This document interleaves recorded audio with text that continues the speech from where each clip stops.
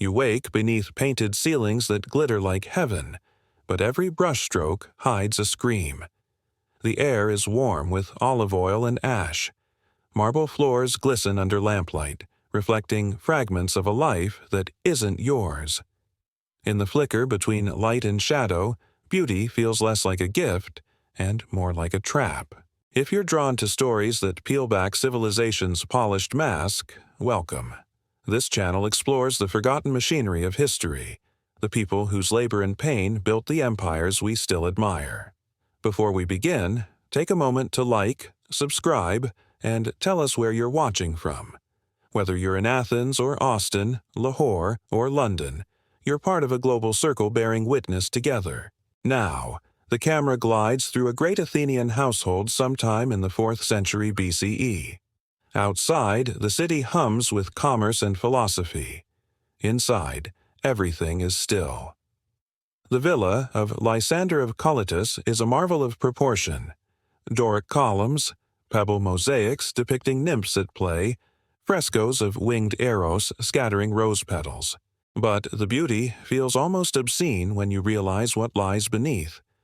The house is alive, not with spirits, but with people who are treated as things. You can hear them if you listen long enough. The whisper of feet on cold stone, the cautious breath of someone waiting for permission to move. In the household's inventory, one of the rare papyrus lists to survive, slaves are recorded beside amphorae and livestock. One boy, Thessalian, 2 girls from Chios, 1 craftsman, Thracian. No names, only origins, like labels on imported goods. To the Athenian mind, this is order. The oikos, or household, is the smallest unit of the polis, and every household must have a hierarchy, man over woman, master over slave. The philosopher Xenophon called it natural harmony. Aristotle went further. He argued that some people were born to rule and others by nature to obey. For the citizen at his symposium, this was not cruelty but necessity. Someone had to labor so others could think. The evidence survives not only in texts, but in walls themselves. Archaeologists at the Villa of Vari found separate quarters without decoration, rooms with no windows, their thresholds worn by anxious pacing. Clay amphorae still bear fingerprints from the hands that carried them.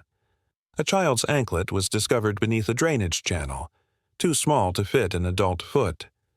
These fragments whisper a counter-history, one written not in marble inscriptions but in the silent language of wear and residue.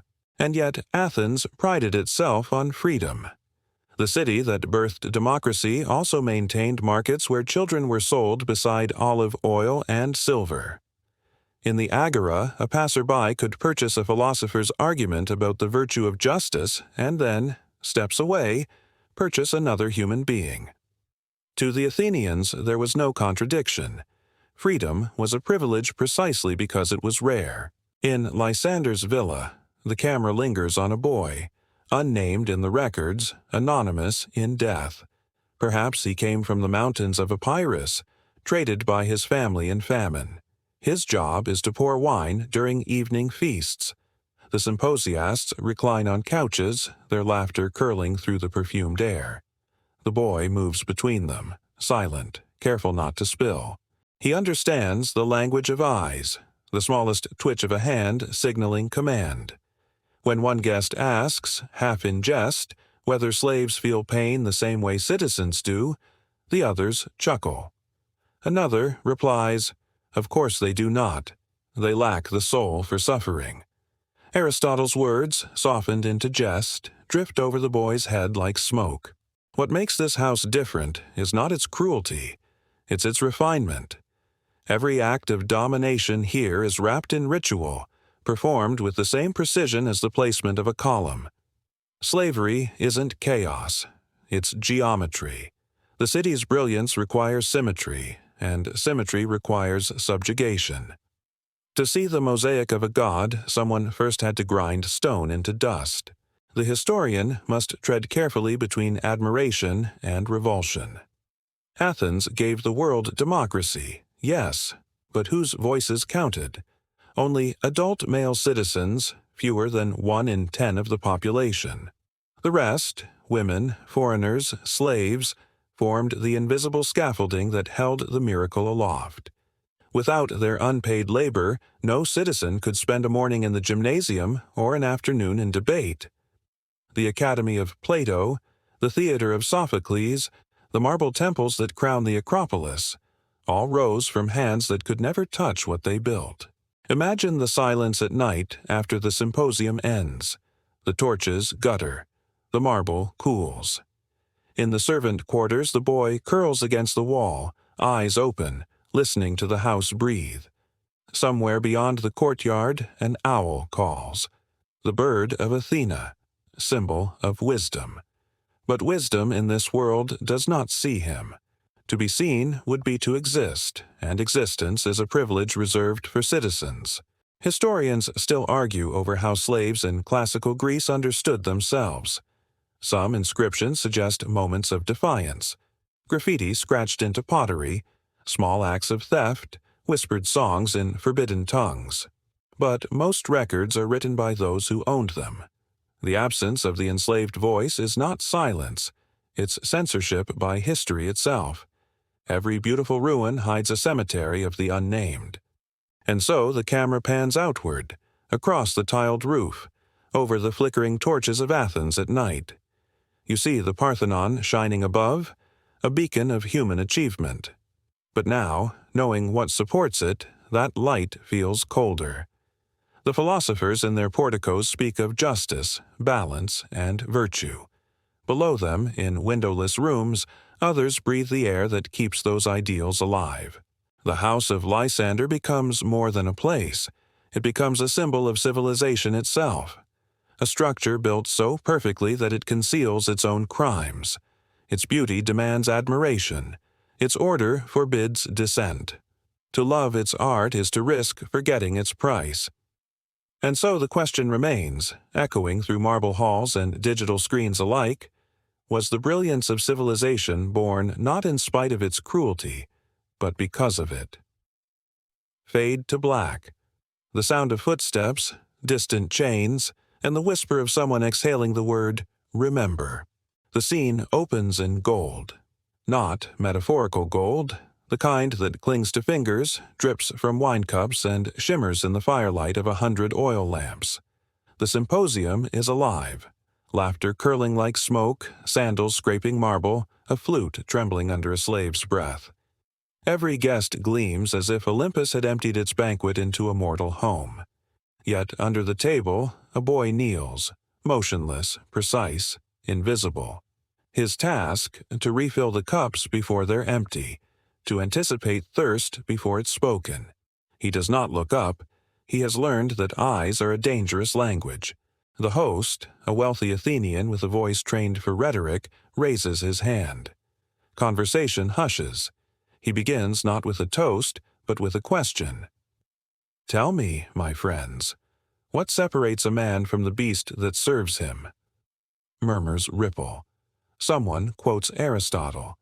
It is the mark of nature that some are born to command and others to obey. The laughter returns, sharp, effortless, but the boy still kneels. When he first entered this house, he screamed.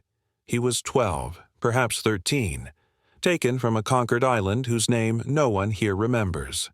The first week, he wept. The second, he stopped speaking. By the third, he began to understand that silence was a kind of armor.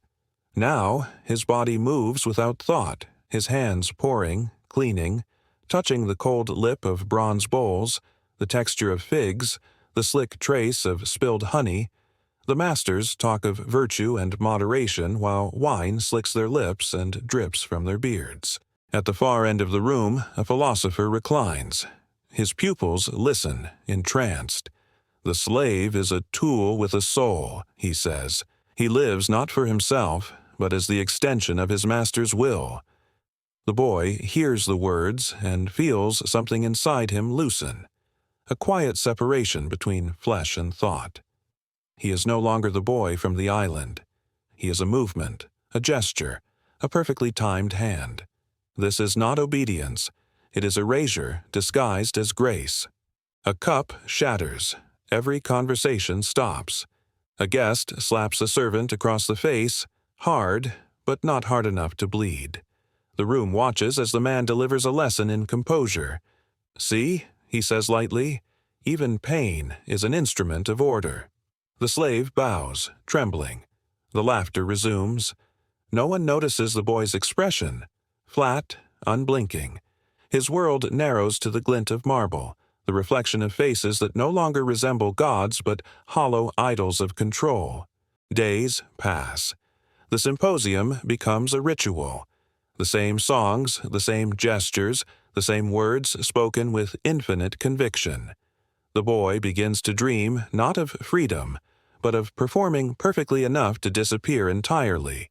This is the architecture of control. Not chains, but repetition. Not threats, but rituals so polished they feel sacred. The household teaches him to smile when touched, to lower his gaze even when praised. He learns to laugh softly at the jokes he doesn't understand. When an older servant whispers, "Endure, and they will forget you," he almost believes it. But forgetting is its own kind of death.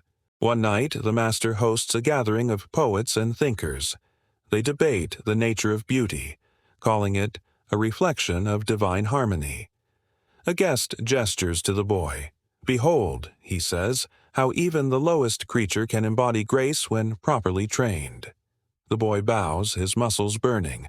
For a moment, the philosopher's hand rests on his hair. "See how calm," the man says.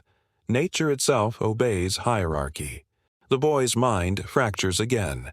This time, not from pain, but from understanding. These men do not see cruelty, they see confirmation. Their system works because it feels natural. The cage becomes invisible once the captive forgets the sky. Later, in the quiet after the feast, he walks through the empty hall. The lamps burn low. The marble floor gleams like still water. He pauses beside a column where frescoes show gods feasting, mortals kneeling, heroes crowned in gold. He stares until the images blur. Somewhere in the distance, another slave coughs softly, a reminder that breath itself is borrowed. He leans toward a polished slab of marble, once part of a shrine. The surface catches his reflection, distorted by candlelight, wavering, uncertain. For a long moment, he studies the face looking back. The jawline is that of a man now, but the eyes are neither his nor free. He whispers a single word, his name, but the sound dies before it reaches the air. Was this what the philosophers meant by order? That divinity required fracture, that harmony demanded silence.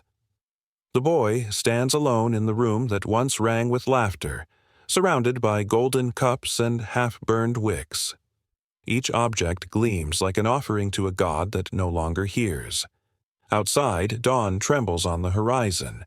Inside, the boy's reflection fades into the marble until it is gone, and the house, satisfied, goes on breathing, softly, endlessly, feeding on those who cannot see themselves. The camera descends through centuries of soil. The earth gives way to fragments of tile, bone, and gold leaf. An archaeological team kneels beneath the sun, their brushes tracing the outlines of what was once a villa. One by one, the mosaics emerge, scenes of gods, banquets, and victories frozen in perfect color.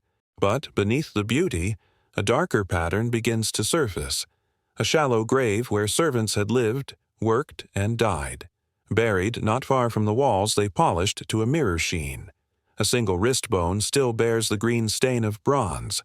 Someone whispers, "Domestic quarters." Another, quieter, adds, "No, servant's tomb."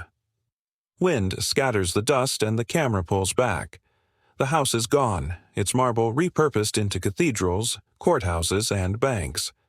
Yet the pattern remains, repeating itself in every age that calls itself civilized.